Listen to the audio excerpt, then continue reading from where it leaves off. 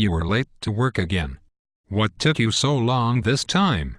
My deepest apologies, boss, but the journey from Africa was a long one. What?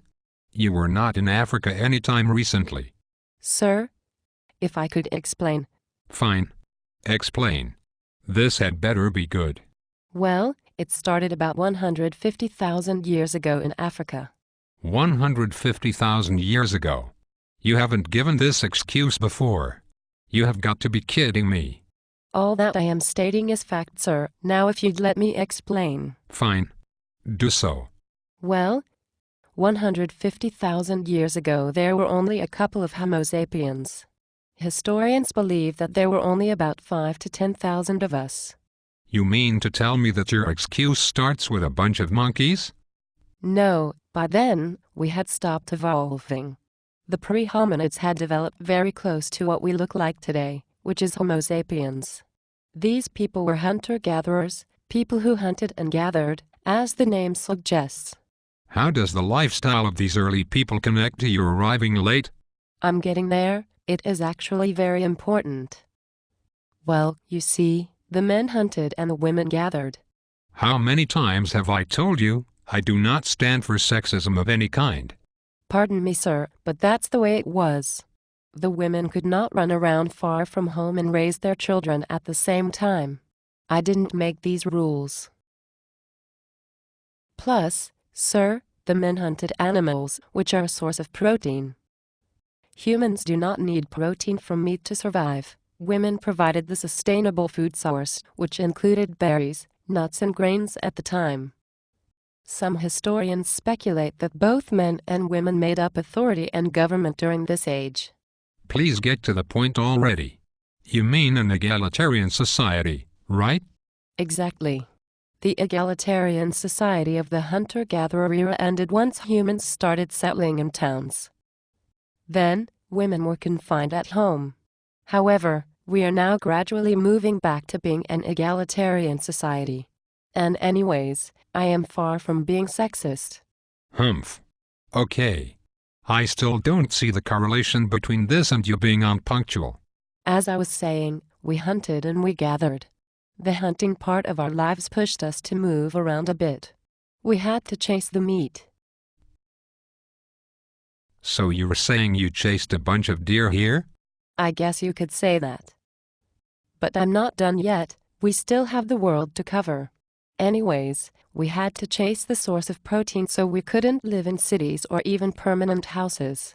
During this age of exploration, humans lived in bands of about 20 to 100 people, but we were nomadic. So that's why you never closed the door. You spent the last couple 100,000 years living in a tent. Not exactly a tent. We actually lived in a frame of wooden poles and sticks and created shelter using animal hides. And no, I leave the doors open because I don't like closing them, but that is not related at all. Whatever. Anyways, we followed a bunch of mammoths and other animals around. But killing them was another matter, because, boss, you are not good for anything. I am good for so much. How would you do in a fight against a bear? I suppose you have a point. Of course I do. Humans are weaklings.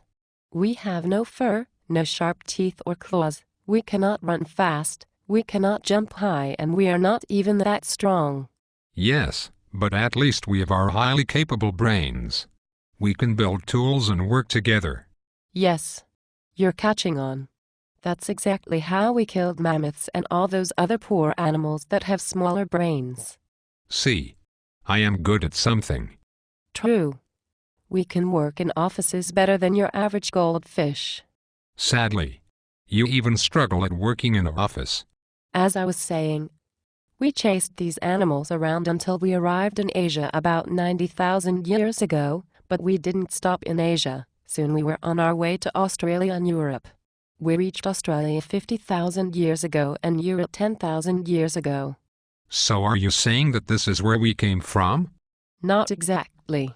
Of course, during this time, humans faced many hardships. There were ice ages, volcanic eruptions, global warming, and global cooling that affected our travel. Sometimes, When humans would enter a new modern-day continent, natural catastrophes would wipe out the entire tribe. They would have to move to the continent all over again, and sometimes there was a delay of a few thousand years. However, when the areas became habitable, humans settled. I'm glad it doesn't take me that long to get to work. Ah, but you don't walk to work either, which is why you weigh so much. Pardon. Never mind. Anyhow, we only got to North and South America 12,000 years ago. Wait. Doesn't that make me African? Yes, sir, that does make you African. This is because our different races are caused by environmental factors in the different parts of the world that we settled. Regional changes altered factors such as skin color, race, hair, and height.